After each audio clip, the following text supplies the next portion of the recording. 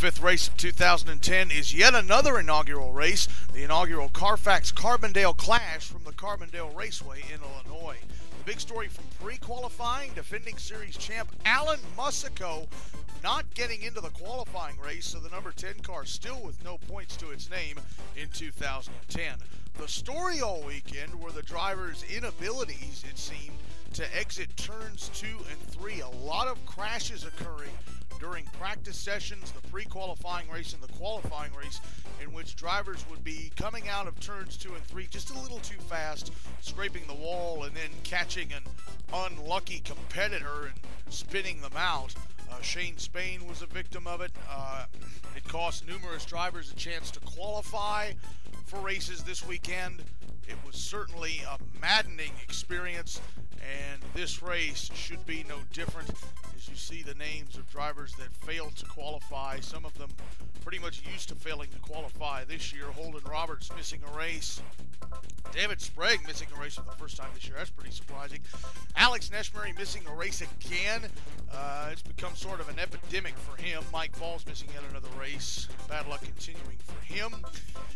But a driver shrouded in controversy after last week's race at North Wilkesboro is the one who will lead the field to the green flag. Tina Lee sitting in the Red Robin Pole Award for the very first time.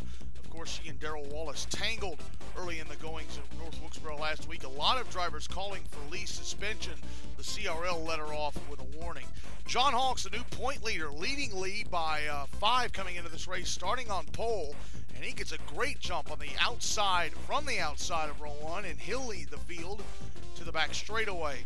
This oval has 3 turns on it, all of them quite long. Here they are coming out of turn 2. There's Darrell Wallace, speak of the devil, moving up to second, trying to challenge Hawks for the lead in the early going, but our point leader will lead the first lap of the day. That's all he'll lead, though, is Jacob Eichholz in the 07, who qualified 6th, will pass Hawks on the inside going into turn number 2, and Eichholz is going to lead a lap in the CRL modified division for the first time in his rookie season.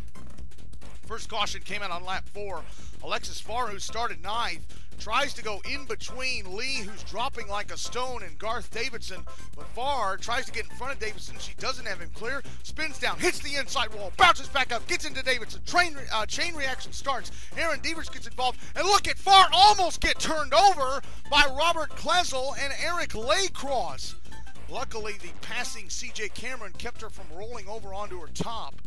We're going to look at this from another angle and continue to focus on Farr. It looks like she just didn't have Davidson clear. You see him bouncing up into Davidson. Pierre Duval getting involved. Tina Lee bouncing off the wall. Oh my gosh. That is easily the worst wreck that we have had all year. And now we're going to go on board with Davidson. And there's Farr. It looks like she tries to force the issue and just doesn't clear him. And there he is getting hit and ending up into the wall. He would actually get hit by Eric Laycross. That's Laycross bumped in there. Kurt Shelton getting involved as well. Now we're going to go on board with Robert Klesel, the man who delivered the big blow to Alexis Farr. The accident breaking out. There's Laycross hitting her, and there's Klesel nailing her. Oh my goodness me. And now you're about to get one wild ride. We're going inside the 76. Farr telling Chris Walker, pit reporter for the CRL's TV broadcaster WSBC, it is the wildest ride she has ever gone on in any type of car. Farr was okay, just disappointed that what was looking like a good day turned so bad. Here's CJ Cameron. Watch this. Oh, that's the roof of the 76 as he just passes by. My goodness gracious. And now we focus on Tina Lee, as you see her getting pushed into the wall by Pierre Duval. She bounced off and kept on going. From the helicopter shot, we focus on the 79 of Eric Laycross. There's the accident, and there's Laycross delivering the first big blow to Farr, and then clipping Garth Davidson. And for the rest of the race, Laycross would do nothing but pit. I mean, he would go in the pits, then out, then come back in.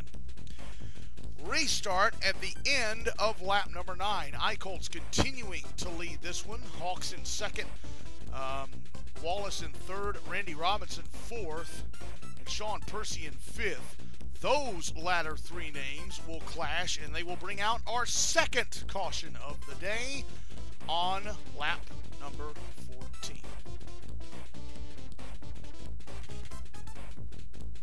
Coming out of turn 3, Wallace, Robinson, and Percy are 3 wide. They come onto the front straightaway, and Wallace seems to kind of get into Robinson. Robinson spins, and he and Percy go into the inside wall. However, they both continued, and we will see this from a different angle, focusing on Robinson and Percy.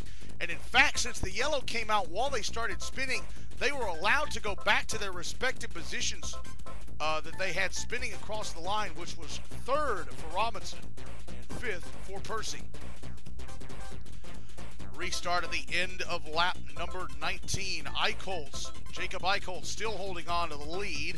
Hawks sitting in 2nd. You know the points leader would love to get by and chase his 3rd victory in a row. He goes to the outside on Eichholz coming out of turn number 1. They go into 2, and Eichholz has the better line on the inside, and he will hold the 45 car off. One guy coming through the field early on, even with all the yellows, is Fabrizio Dalla Stella, the Italian in that 56, qualified 21st. He's now in 5th, and he is the fastest lap of the race.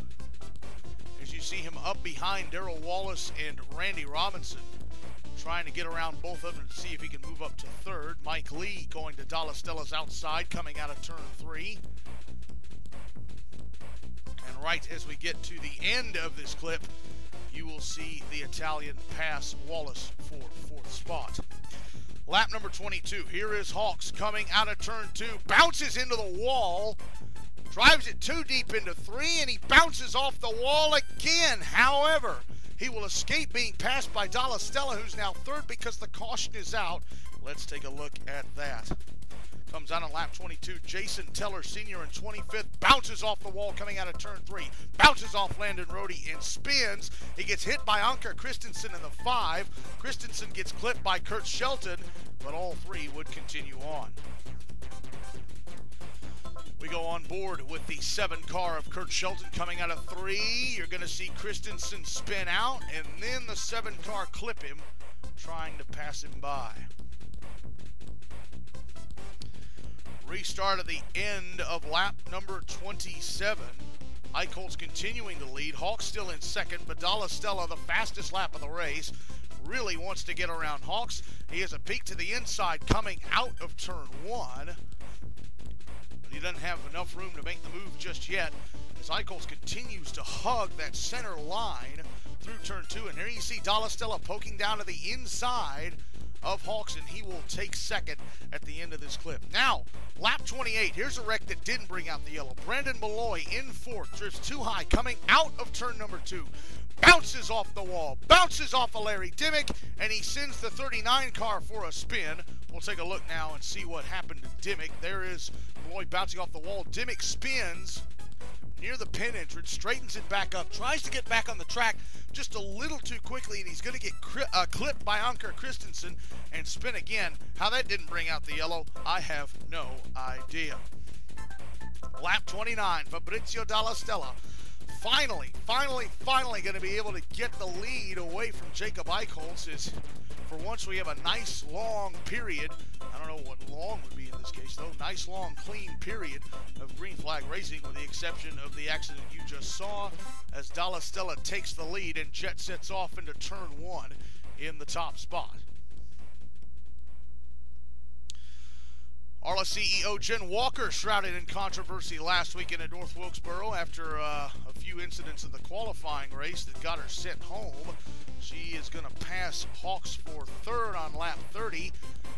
Walker started this race in 15th. The 4th caution comes out on lap 32. Rush McLeod in 11th comes out of turn 3 and breaks down and has to come to a stop in the front straightaway. However, Anker Christensen does not see him, and he is gonna hit the 71 car hard, and there's Kurt Shelton hitting Christensen, and Jason Teller Sr. clips McLeod and goes sliding. We're gonna focus on Christensen, who was in a 25th, clip McLeod and then get hit by Shelton after spinning. Christensen and Shelton would drop out of the race, but McLeod would be towed to the pits, and he would actually continue on, if you can believe that. Going to go on board with Shelton yet again. And here he is. Bang! Nowhere to go. Hits Christensen again. Second time today those two have collided. Now, this should be an interesting shot. This is out of the back of the 71 of McLeod. Wow, look at him get hit hard by Christensen and then clipped by Jason Teller Sr. My goodness me. Restart at the end of lap 37. There's McLeod on the inside line. Only car one lap down. Everybody else is multiple laps down. And going to try and get his lap back from Dalla Stella now that he has fresher tires, but the Italian will not let him have that luxury. You see Mike Lee now in third in the 15 car, having a nice quiet run today for his own efforts, owning his own team. Fifth and thankfully final caution comes out on lap 40. Hawks goes too wide coming out of turn 2, clips the wall, clips CJ Cameron. Cameron can't get off of Pierre Duval. Cameron spins, but that's all he would do. Now we're going to take a look at Eric Lacrosse making one of his many pit stops. Like I said, he would pit after that first caution. He would do nothing but pit.